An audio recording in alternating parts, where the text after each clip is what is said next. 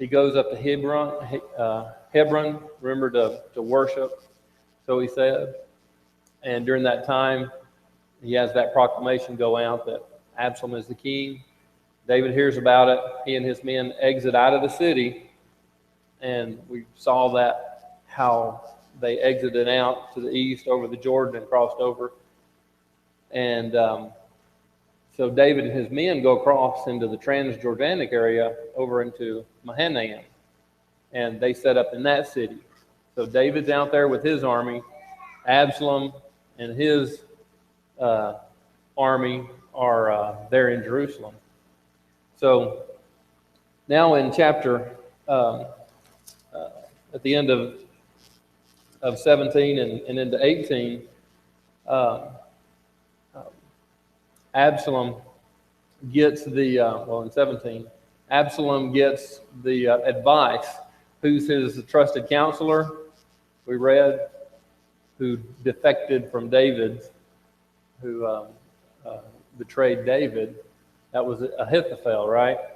So Ahithophel now is counseling Absalom, and he tells him, go about it this way. We need to take some men, go after David now, and, do kind of just go get David, take him out. Everybody else will fall in line behind you. Well, Hushai stays with Absalom in his kingdom, but Hushai is actually, still loyal to David. Hushai misdirects Ahithophel's counsel, and Absalom believes and takes to heart what Hushai says. And Hushai's advice was, take your army, let's build up the army, and let's go and let's wipe him out, all right? Which would take a bit more time. So they do that. And so Absalom and his army, they build up forces, and now they're going across the Jordan. They cross the Jordan and go after David. So David over in Mahanaim, all right, a couple of more names there. Remember, Joab is one of David's commanders, captains, and he is over David's host of armies. He's the main one over David's army. But David splits his forces into three groups, and he puts Joab over one, Abishai over another, and Ittai, the Gittite. So those first three names there now have a group of soldiers under them. And that's how David goes about. And David wants to go fight. He's going to go with them in this battle and fight with them. But they discourage him from that, and they convince David not to go. They said, David, your life is worth 10,000 of our lives. You cannot go into this battle with us. Because you need to stay in the city here in Mahanaim and direct us from there. So David requiesced to that, and he stays back. Amasa is actually David's nephew. Remember, everybody here is kin to each other, right? I mean, they're all brothers and cousins and so forth. Well, Amasa is David's nephew, but Amasa is the commander of Saul's army, all right? So Absalom's army. I'm going to mess up the names again. So Amasa is the commander of Absalom's army, who's taken off across the Jordan to go after David and his men. All right, we'll get to some of these others here as we go along. All right. So David doesn't go into the battle with them. They convince him not to. This is in chapter 18 now. So the people go out in verse 6. They go out and they meet up in the forest of Ephraim. And if you remember your geography, Ephraim is on the west side of the Jordan, but the way the text reads here, it seems like they've crossed over over the Jordan, and they're over on the east side. So seems like there's a forest, an area over there that's called the Forest of Ephraim, over on the east side of the Jordan. So they're over there, and that's where this whole battle takes place, and it's spread out over a really large area here. So, but before David sends out his men, he's kind of at the gate, and all his soldiers and all the people loyal to him. And you got to think about all of these men who are with him. You know, some of these, you remember we talk about the mighty men of David. Ittai the Gittite, he's not even an Israelite. He's a foreigner, really. But he's loyal to David. And all these other men are loyal, fiercely loyal to David. And so they pass before him. But before they get out, David tells his three commanders, Ittai, Abishai, and Joab, he gives them specific instructions about Absalom. What does he tell them? Yeah, don't hurt Absalom. That's really the message, right? Deal gently with Absalom. All right. So, and it wasn't just a quiet conversation between the four of them. He tells it in the hearing of the whole company. So everybody hears this. All right. That becomes an important aspect here as we go along. So Absalom's men, they go out and they meet in this forest, and Absalom's men are no match for David's. David divides up in these three groups of these commanders. He's divided them up, and he has men over hundreds and over thousands. So we're numbered in the thousands in David's army.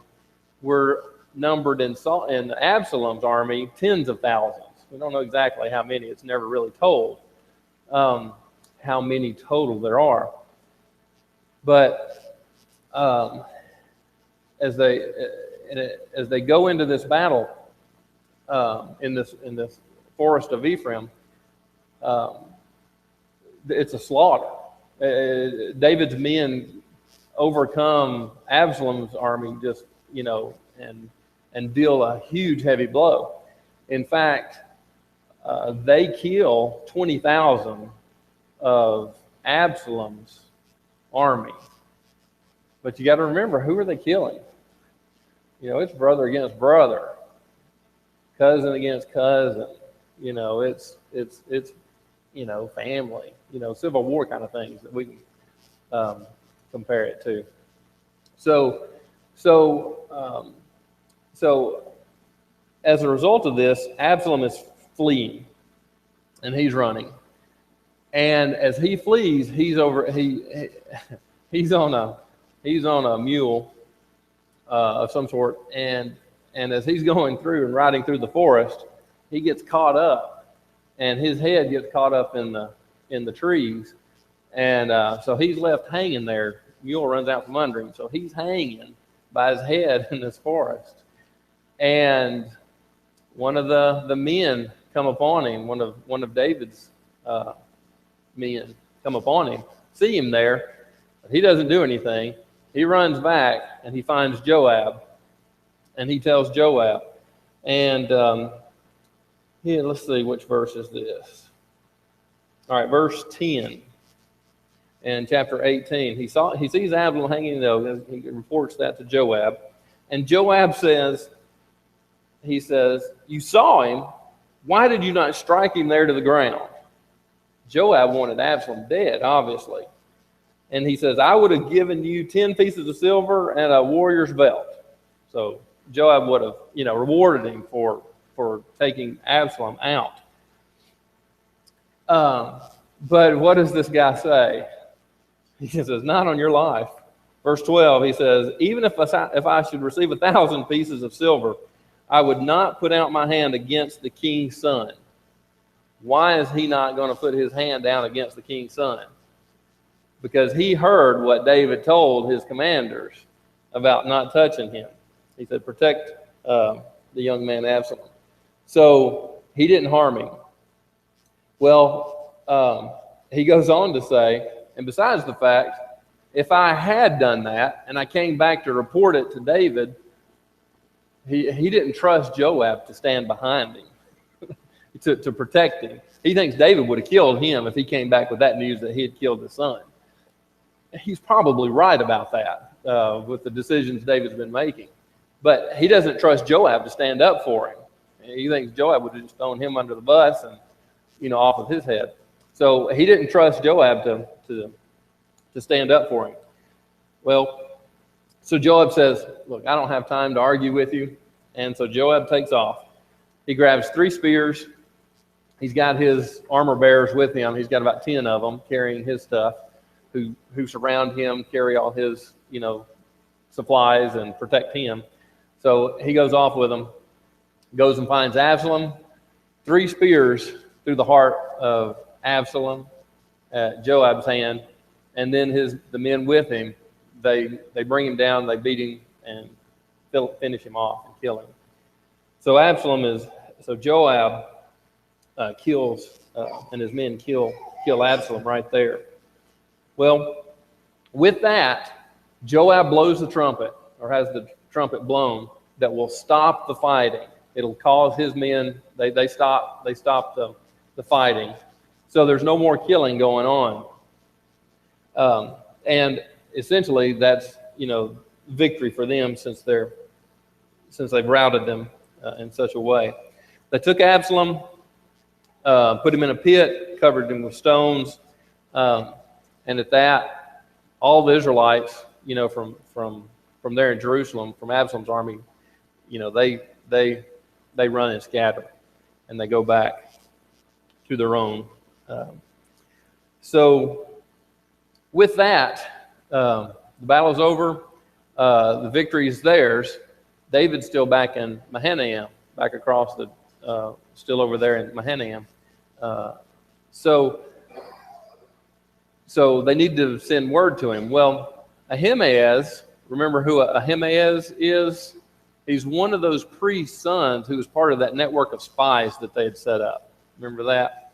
So Ahimaaz was one of those, one of the runners for him.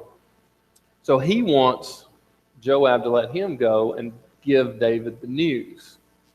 Well, Joab knows better than to do that, because this is going to, not only is he going to tell him that they've won the battle, but Joab knows his first question out of David's mouth is going to be, what about Absalom?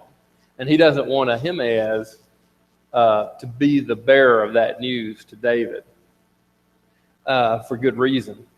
So Joab sends a Cushite soldier with that message, sends him off to go tell David. Well, Ahimaaz presses him on the matter a bit and says, let me go and tell David this.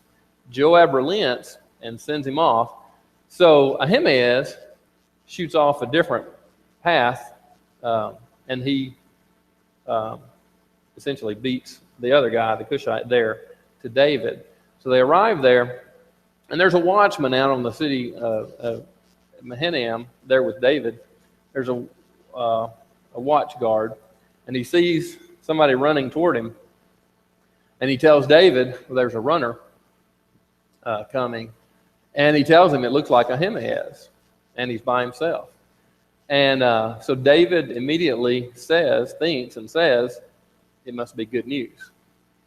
And the watch guard keeps watching, and he says, there's another one. And David says, he's by himself, it must be more good news. David's an optimist. So there's 2 runners coming. Well, Ahimaaz comes first. He bows before David the king, and he tells him in verse 28, he says, all is well. And he said, blessed is the Lord your God, who has delivered up the men who lifted their hands against my lord the king. You've been delivered from your enemies. And so David says, first thing, just like Joab expected, is it well with the young man Absalom? What about my son? And Ahimaaz answers him. He says, Joab sent the king's servant, sent me, and I saw a great tumult, but I did not know what it was. So essentially, Ahimaaz skirts around it and doesn't answer him. And the king says, turn aside, stay here. And he turns, and so he's off, he's beside David. The Cushite arrives, the other runner. So he comes, and he says, let the Lord the king receive good news, for the Lord has freed you this day from the hand of all those who rose up against you. The victory is yours. You've been delivered. And David asked him, is it well with the young man Absalom? There's only one thing on David's mind. He doesn't ask about anybody except Absalom. And the Cushite answered, he said, let the enemies of my lord the king and all who rise up against you for evil be as that young man. So Absalom's dead. And David immediately is overcome with grief. And, based on everything that the decisions he's been making regarding Absalom and the path that he's been choosing, to take in all of this, David cares for Absalom extremely, to just a very deep feeling and love for his son. And that feeling and that relationship that David has is preventing him from making logical decisions that are best for his country, the kingdom. It's preventing him from making just decisions regarding, everything that's happening. And here, David completely sort of just falls within himself, and he's overcome with this grief, and he goes off by himself. He wishes, verse 33, David wishes, he says, I wish it was me instead of Absalom. He prefers that he would have died instead of Absalom. It's that deep of a love that he has. So the battle's over. Everyone starts coming back into the city. The army returns. Now, after a victory such as this,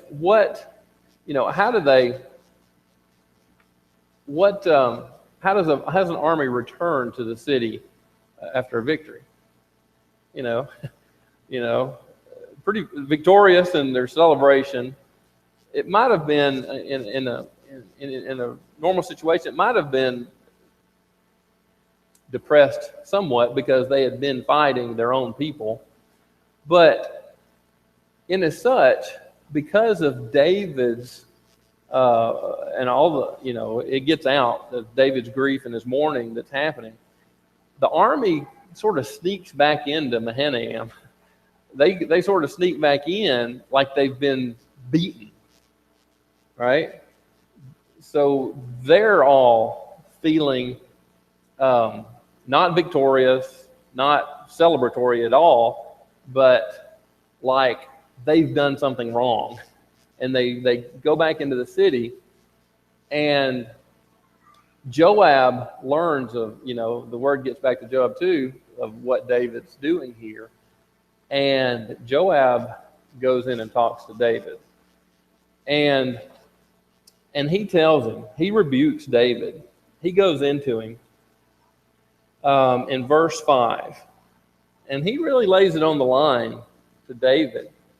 That he should not be, even though he's grieving, he should mask that, and because these men who are fiercely loyal to him just put their lives on the line and fought for him, and brought him this victory, and this is what Joab says.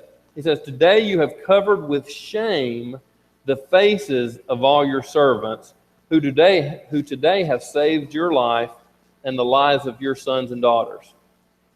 By loving those who hate you," that is Absalom, "and by hating those who love you. For you have shown today that the princes and servants are nothing to you. For I know this day that if Absalom were alive and all of us were dead today, then you would be pleased."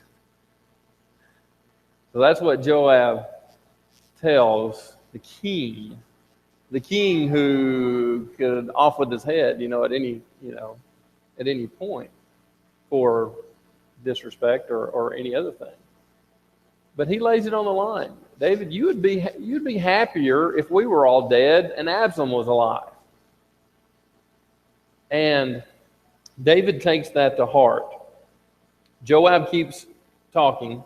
In verse 7, he says, "Therefore arise, go out and speak kindly to your servants, all these who have fought for you. For I swear by the Lord, if you do not go out, surely not a man will pass the night with you. And this will be worse for you than all the evil that has come upon you from your youth until now." He warns him, if you don't go out and make this right and encourage all of these men who fought for you and thank them, essentially, and lead them, then before the night's over, they're going to abandon you.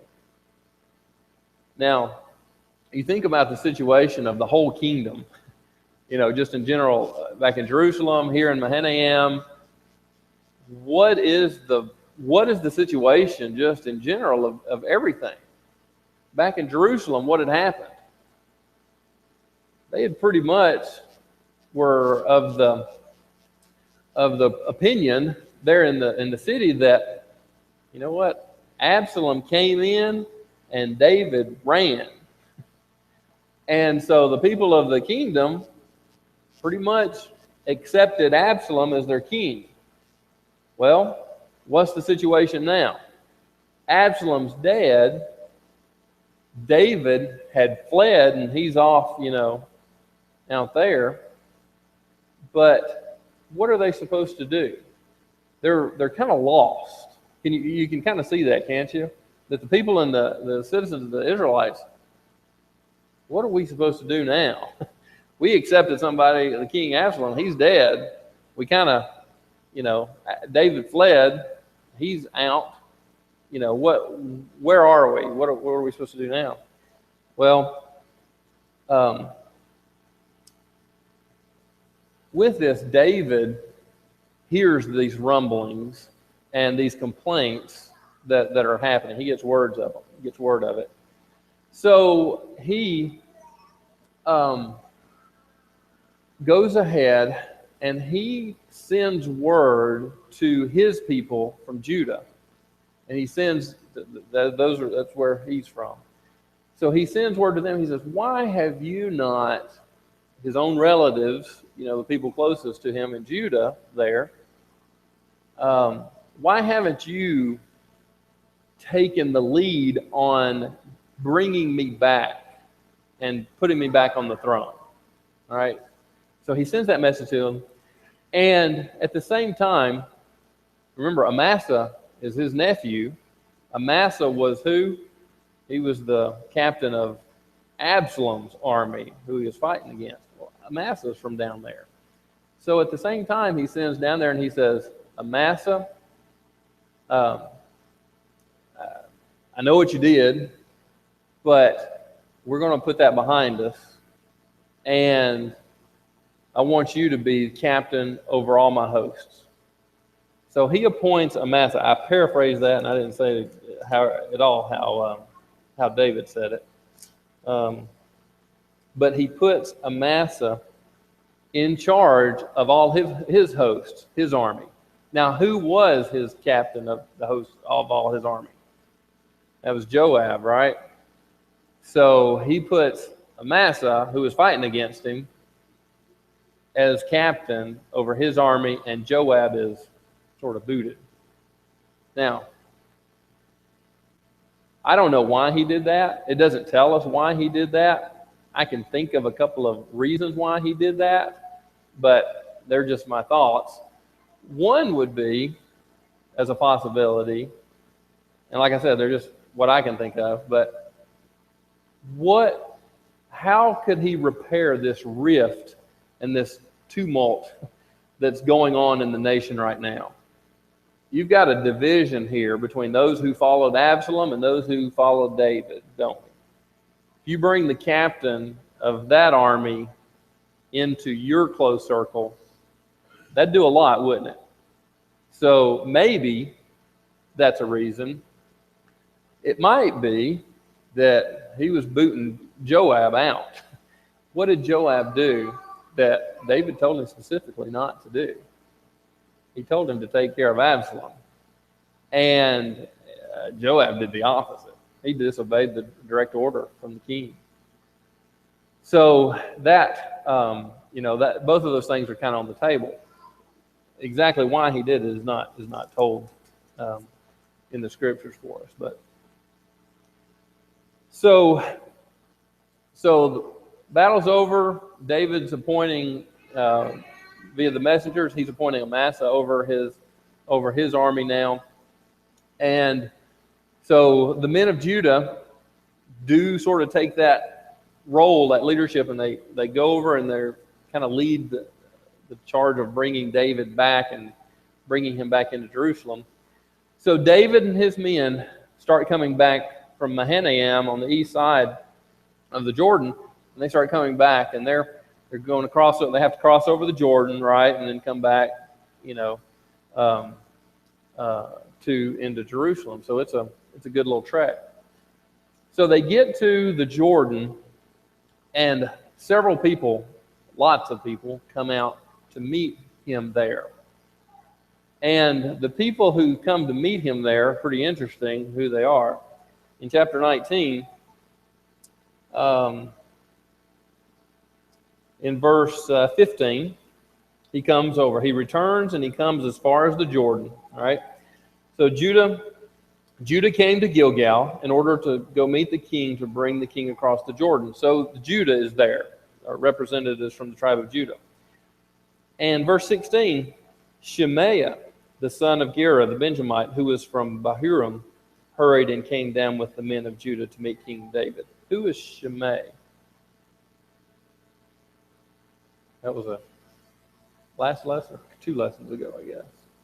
Shimei, remember him? When David was leaving and, fleeing from Absalom, going out, he was the guy who was throwing rocks at him and cursing David as he went out of the city. And they wanted, his men with him wanted him to kill him, but David said, let him be. And so the whole, it seems like for a long part of the journey going across the Jordan, that this guy was pelting him and, cursing him. Well, so he meets David at the Jordan as David and his men are coming back to go to Jerusalem. And Shimei is there, and also Ziba.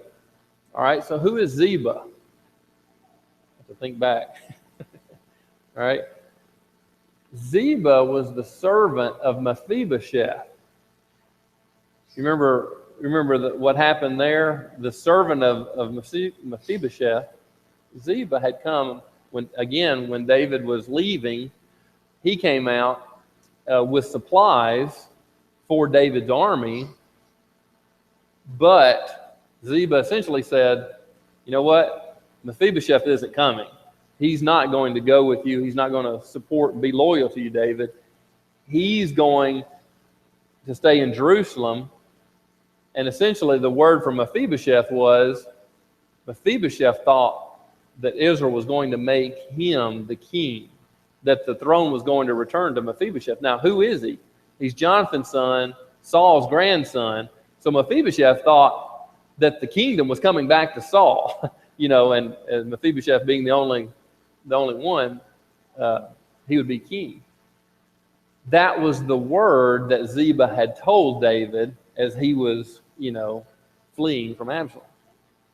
Well, Ziba, so David's coming back. Ziba's here along with Shemaiah, and they are beside themselves trying to help and get David and all his stuff and all his men. They're kind of helping ferry him across all their stuff across the Jordan there.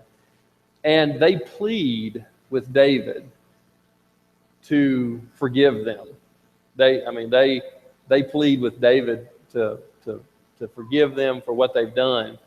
and to welcome them back. And David does. He does not kill them. But the other one who's here also is Mephibosheth himself. In verse 20, well, before I get to that, Abishai, as Shemaiah is pleading his case for David and asking for forgiveness and all this, Abishai, remember who Abishai is? He's one of the captains, one of David's commanders. Abishai, his question to David, he says, should not Shemaiah be put to death for this? Because he cursed the Lord's anointed.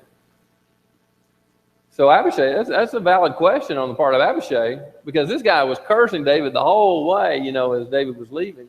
Abishai said, shouldn't he be put to death now for cursing God's anointed?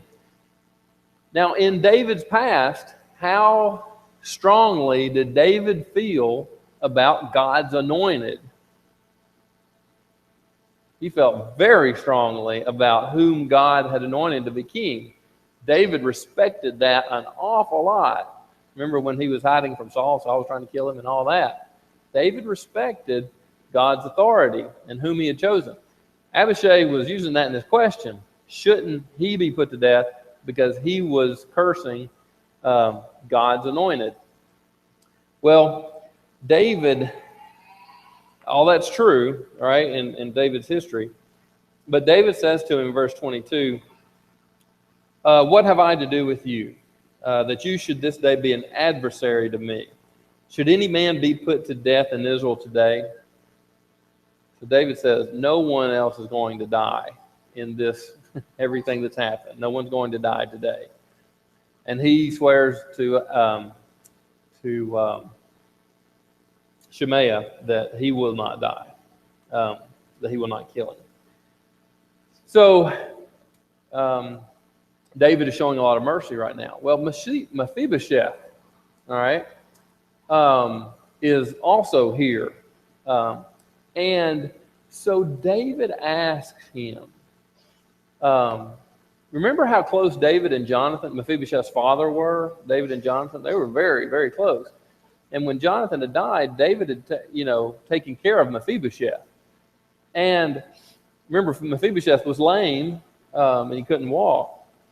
So David had cared for him. Well, so David just straight up asked Mephibosheth, why did you not go with me?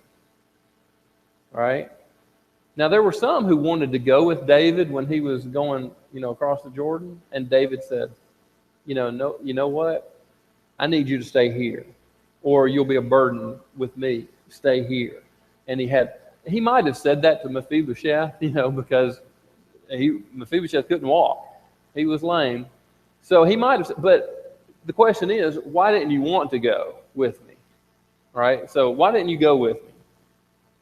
And Mephibosheth told him, he said in verse 26, it's pretty interesting. He says, "O my lord, the king, my servant deceived me." I presume he's talking about Ziba. That was his servant who had come to David before, right? "My servant deceived me, for," he said, "I will saddle a donkey for myself, and I may ride on it and go with the king, because your servant is lame.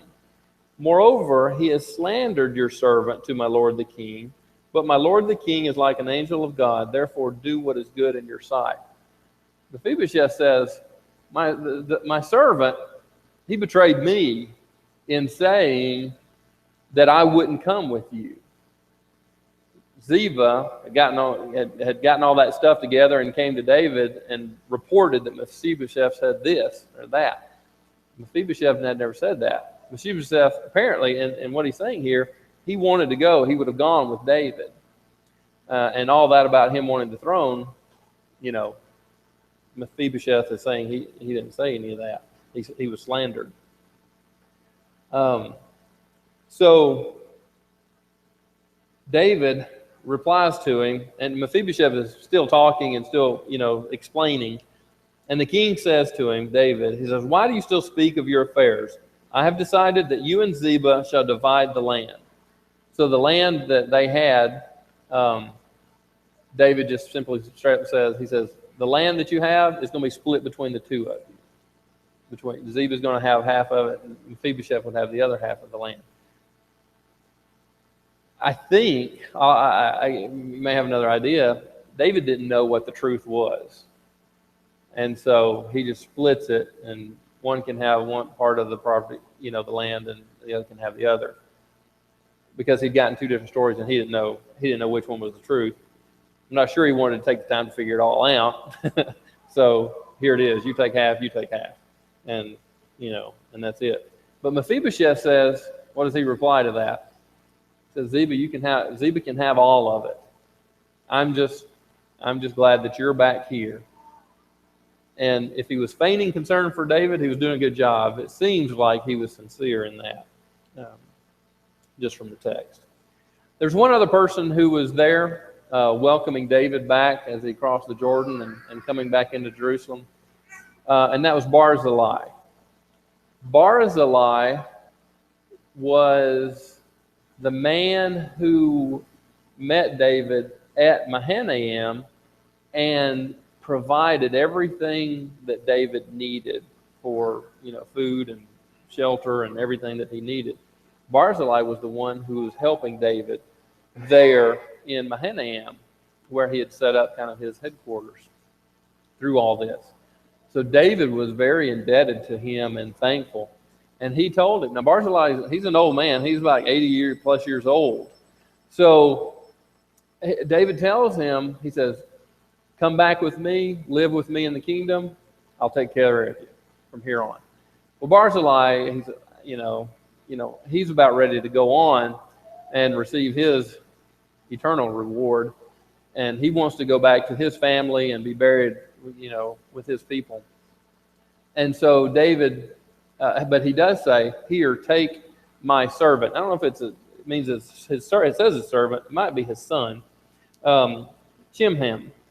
But he sends Chimham with him, with David, in his place, that David can show this kindness to someone in his family who is younger.